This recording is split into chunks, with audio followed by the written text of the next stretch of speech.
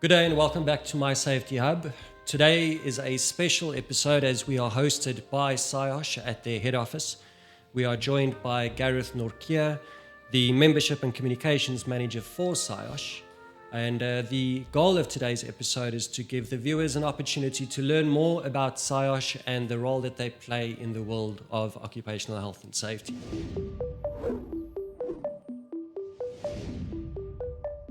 Hi Gareth, and thank you again for hosting us today. Hello, Orchid. Thank you very much. Really appreciate it. Hello to the My Safety Hub viewers and any other viewers that might come across this video, and Saiosh members and the public at large. Thank you for coming to us, and I look forward to it. Thank you. Awesome. We've got a range of questions and topics to cover, so I think let's get into it. I think let's start with the history of Saiosh. What can you tell us about the history? Where did Saiosh come from? What were some of the challenges that were faced at the beginning stages of the forming of the company at large? The floor is yours. Thanks. Saiosh was established in 2010 by a very enthusiastic group of health and safety professionals. It was desperately needed in the industry at that time. Whatever existed back then didn't form the mold or didn't benefit the OHS community at large, and thus the need for Saiosh to be established. So I think that is the most important part about Saiosh, is actually being established by those 7 health and safety professionals way back then in 2010. That is, in a nutshell, when it started. Saiosh is registered as a professional body with SAQA on the NQF Act. To register health and safety professionals. That is our core business. Although we're not a business, we're an NPC, but it's a form of speech. That is the most important thing we feel for our members, is to be professionally registered. Back then, when I was also practicing as a young OHS professional in the industry, you almost felt alone in a way.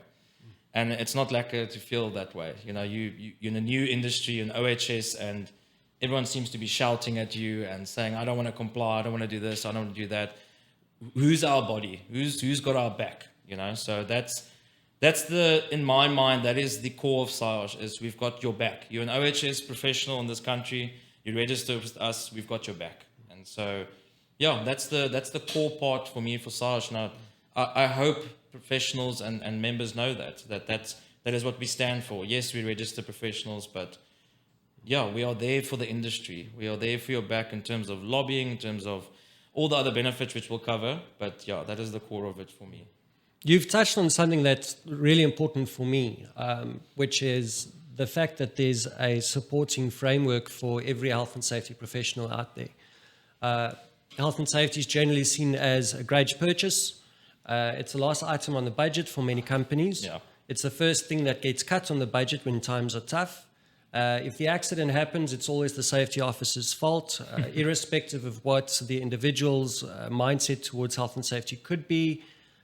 But the supporting framework that Saiosh now brings to the fold and brings to every professional out there alludes to your growth. It alludes to the way that you've become a steadfast, recognized brand in the health and safety industry that people look to for advice and look towards for additional knowledge and that type of support that you've mentioned.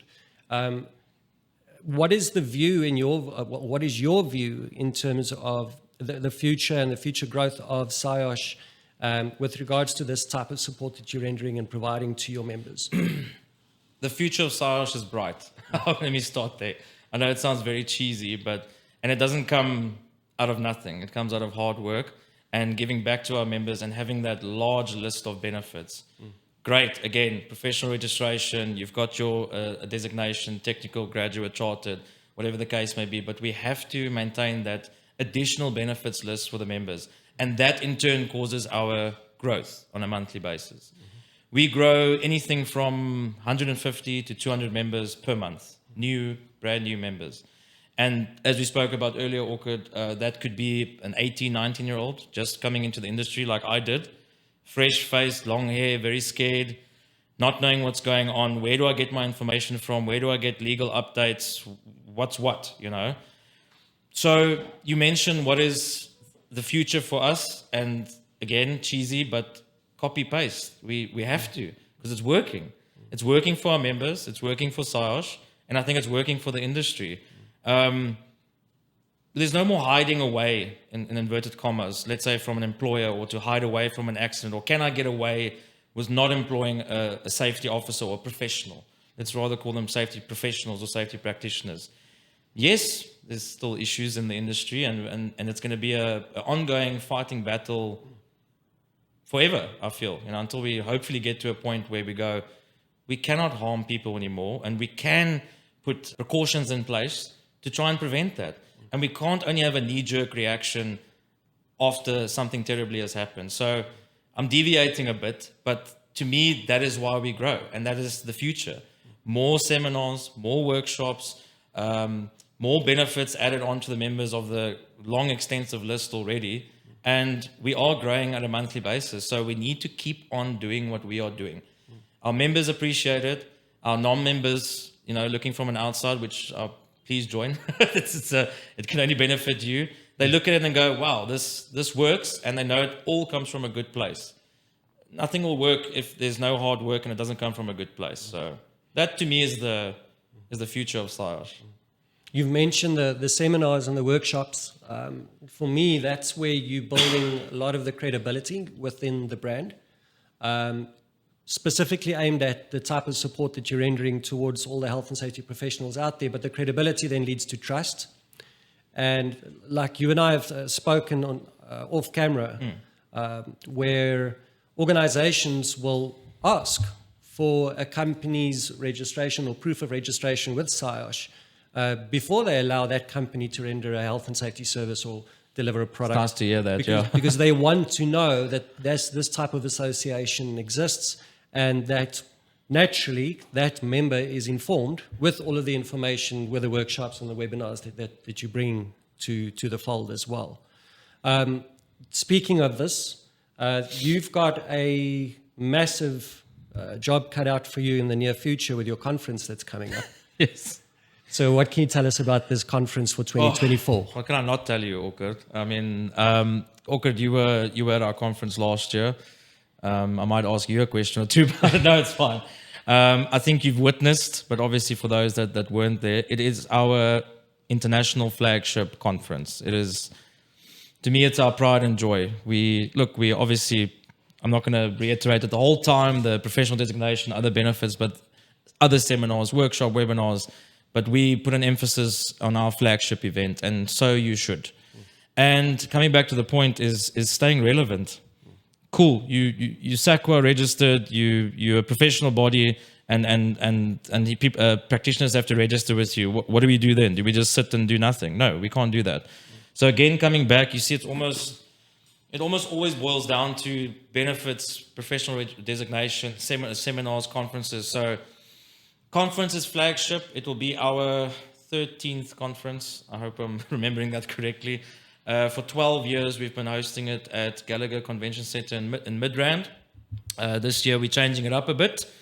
Via feedback and advice from some of our members, asking us, when are you hosting your conference at X, Y, and Z? Or when are you doing it there? Or are you doing this, that, there? So we have to take a shot in the dark. We have to go and try. So we're having it in Cape Town this year. We are very excited about it.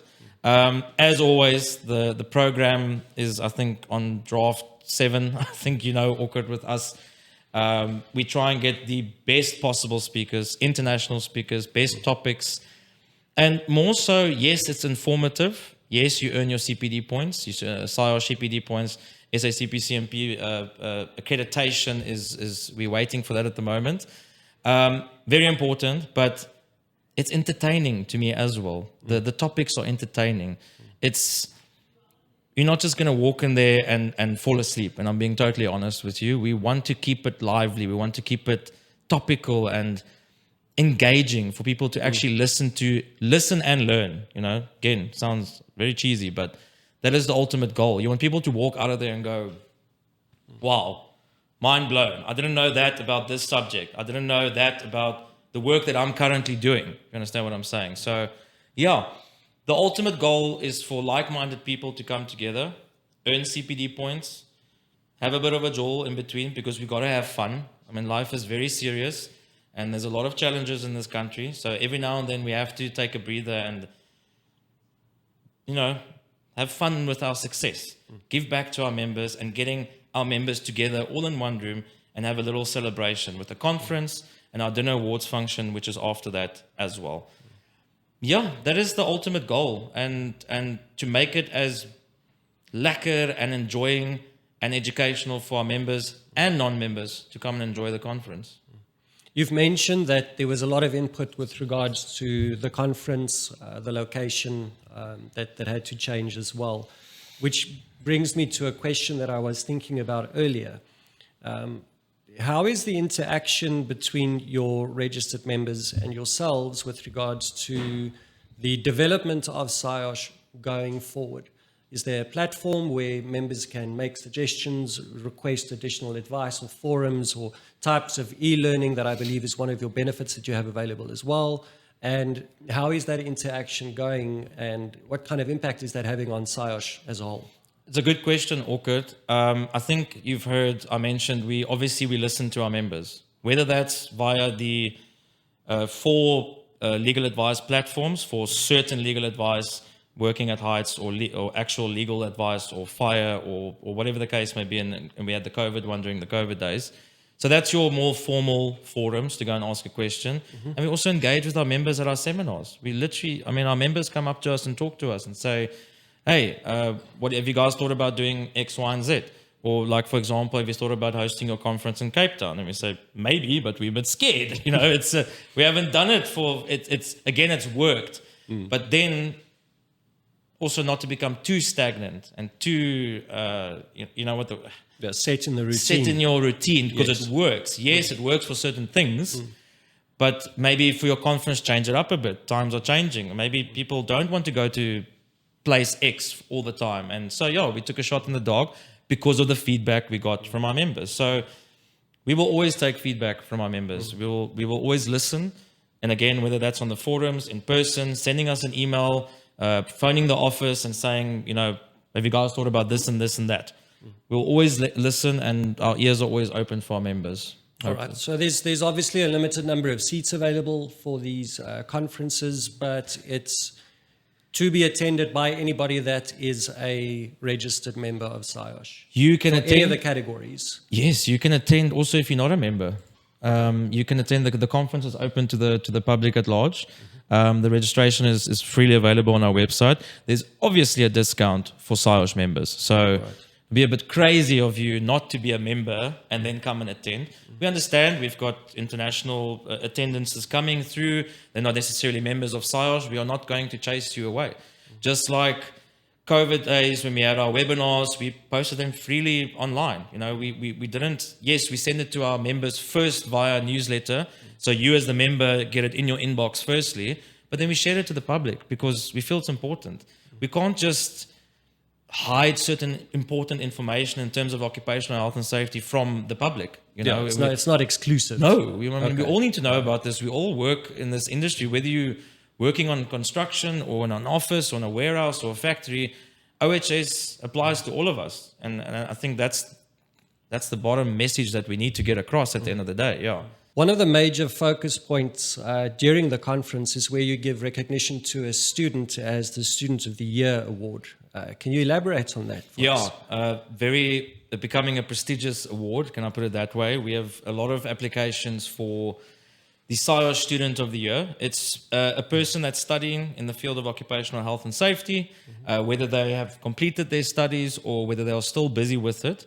We have a window of application where our members will apply and actually load up their results of that year specifically for what they've achieved.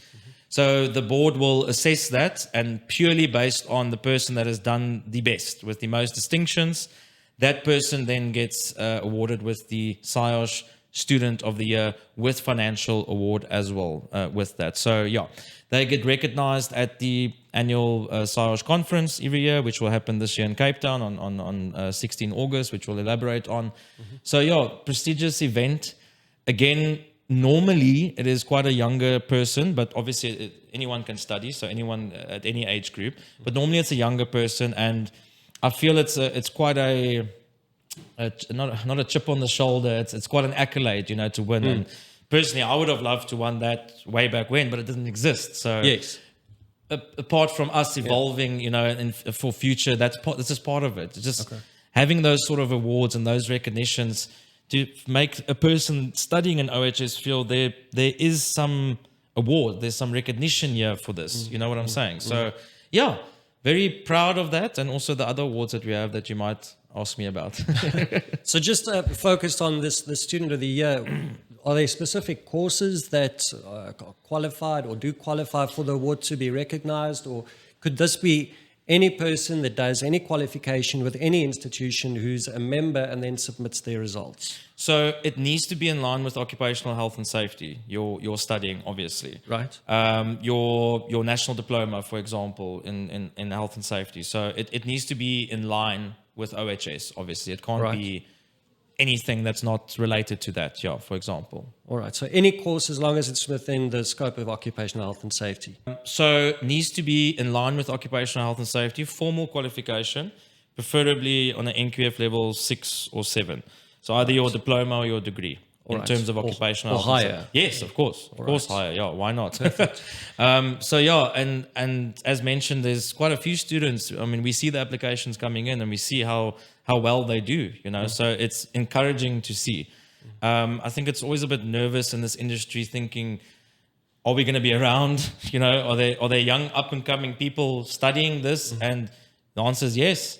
And I hope in some way or a little bit, Saiosh is an influence to that, and to go, well, I want to get into this industry and there's this magnificent body representing us. So yeah, I feel quite proud in that. And I think that's partly a big reason why we have this award, is to recognize and give back to those students that do well in their studies and hopefully become the future of OHS, hopefully become those leaders in the industry, those leaders that we look up to now.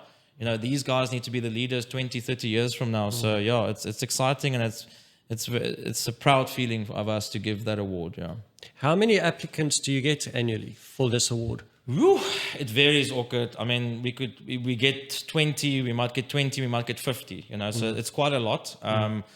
It's not thousands. So, but even 20 is quite a lot, for me to see that. Wow, it's amazing to see that sort of amount of students. There might be more, but they just obviously don't apply for the Student of the Year. So yes, we obviously don't have an idea of how many there actually is studying at any moment in the country. But based off the applications we get, and encourage you to apply once once it's open and everything, then you should definitely apply, and you never know, you might be on that stage receiving the Student of the Year award, which is great. Well, yes, I mean, if you want the recognition, you should apply.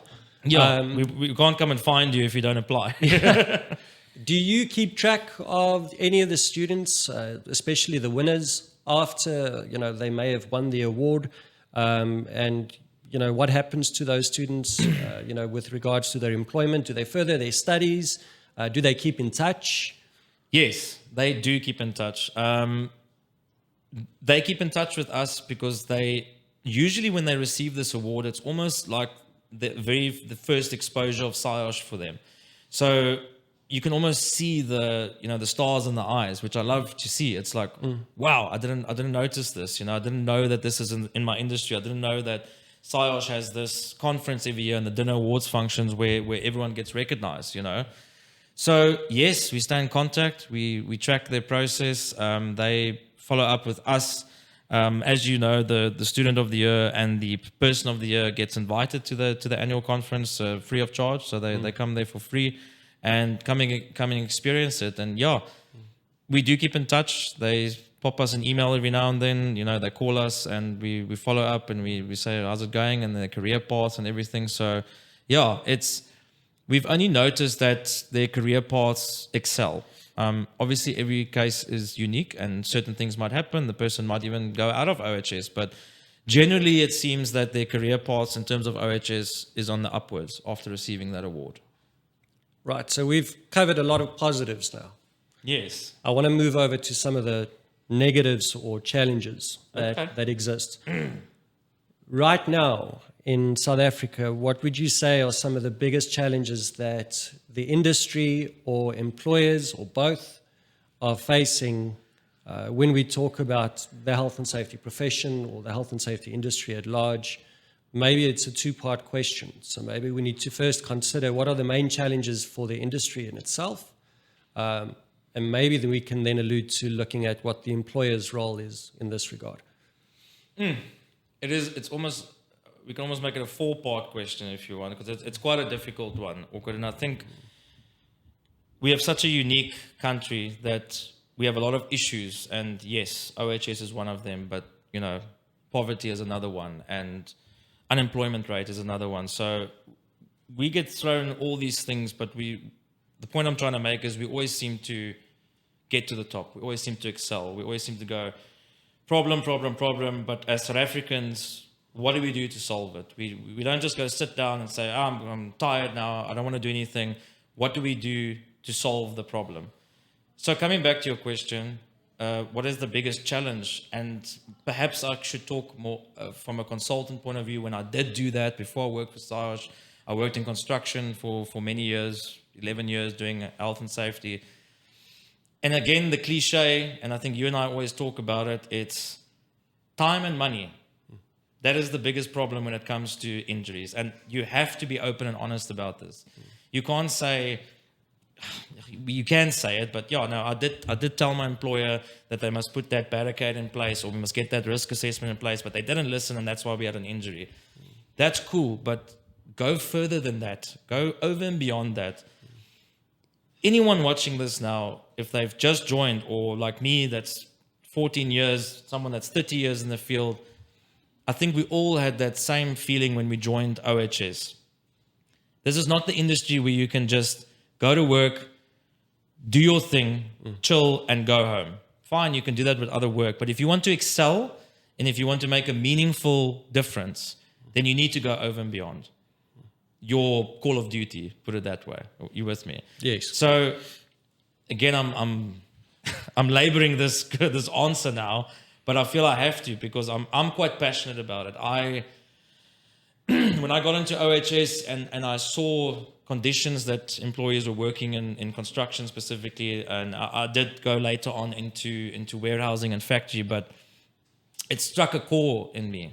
It changed me. It made me realize that having a safe place to work every day, having a healthy, safe place to work is a human right. And we are doing wrong by employees for not doing that, for not providing that healthy, safe environment, for conditioning employees to actually think that this is okay. This unsafe environment that we work in is okay, and it's not. And we shouldn't be conditioning that. So coming back to my point again, our biggest issue is we don't allocate enough time for compliance. And I'm not going to say money now, because when I say money, I mean time, money is well, they time. go hand in hand. They go hand in hand. Yeah. We must allocate the time for it, and obviously the money. And if we don't do that, we can stand on our heads and make bommelakisies. It's not going to work, you know. So commitment, passion, time, effort, going above the call of duty, that's what we need to prevent incidents and accidents from happening. What role is Saiosh playing with other role players in collaborating towards bridging this problem? Look, I think it was mentioned, we're a lobby group, so we work with the likes of the Department of Employment and Labour when new legislation comes out, for example. And I think by registering professional, competent people, Saiosh has professionals out there in the industry making a meaningful difference.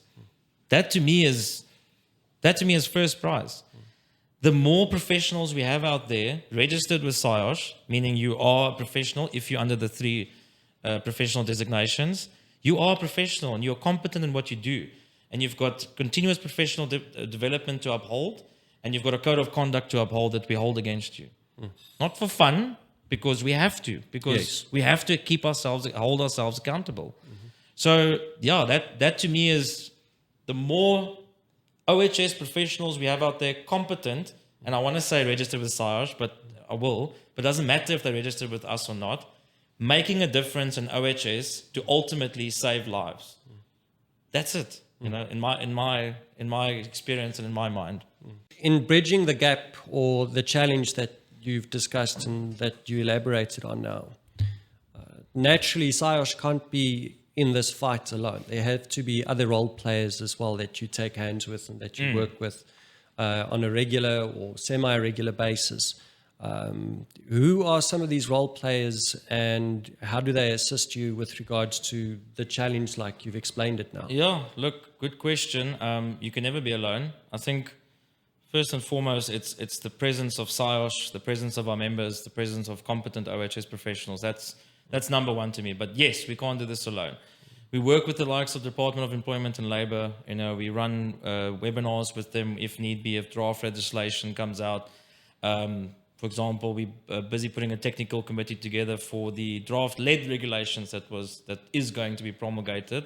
So, again, technical committee established for Saiosh, and comments. The draft is reviewed, and comments are submitted on behalf of Saiosh, as in everyone, members, everyone included, technical committee. So that's one aspect. So that's Department of Employment and Labour. We work with the SACP CMP from the construction point of view, because a lot of our members are working in construction, a lot also don't, but we have to stay abreast of these things going on with SACP CMP. For example, we also have, off the top of my head, we've got about 18 or 20 MOUs in place with different stakeholders, from IOSH in the UK to the health and safety body in New Zealand as well, which is one of our newest ones. So we have an MOU with them as an agreement to say we will promote one another. We will promote the work that you do. If somehow you are in the country, for example, and you want to come to our conference and promote there, see what you are doing to better the industry, what are we doing, what can we do together to promote the industry. So yeah, I hope that answers the question. It's very broad-based, and it's a relevant question that you're asking, Orkert, because it's a cliche, but we can't do it alone. The industry is so big and so vast, and so many terrible incidents and accidents happen. We have to do teamwork. Teamwork makes the dream work. Eh? Yeah.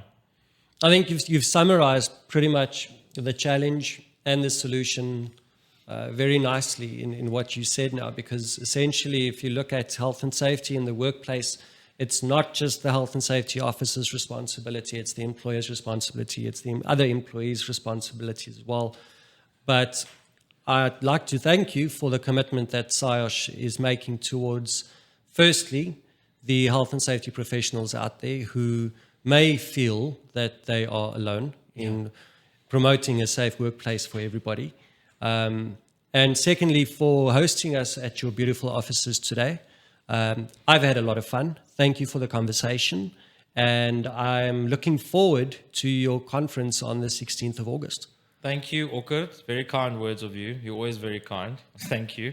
Thank you for coming. I know you guys have been hounding me for this, and I feel bad that we've only got to it now. So thanks for coming all the way. I really appreciate it. I hope it gives a little bit more insight into more so not just the machine of Saiosh, but the people behind it and the people that love it and that has a massive passion for it, and also the industry at large. And thank you, and thank you to your viewers on my Safety Up. I hope you guys enjoy it.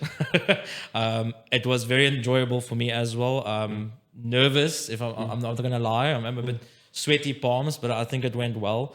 And yeah, I just wanted to say a big thank you to our Saiosh members for continuing to support us, coming to our conference, coming to our seminars, supporting what we do, and yeah, having a like-minded sense of what needs to happen in the community, in the industry going forward in the future. So yeah, thanks for everything, and hopefully I'll see you guys soon. Well, you're going to see us on the 16th of August, so we'll have another chat then. Yes, yeah. And if I can quickly maybe just punt our conference.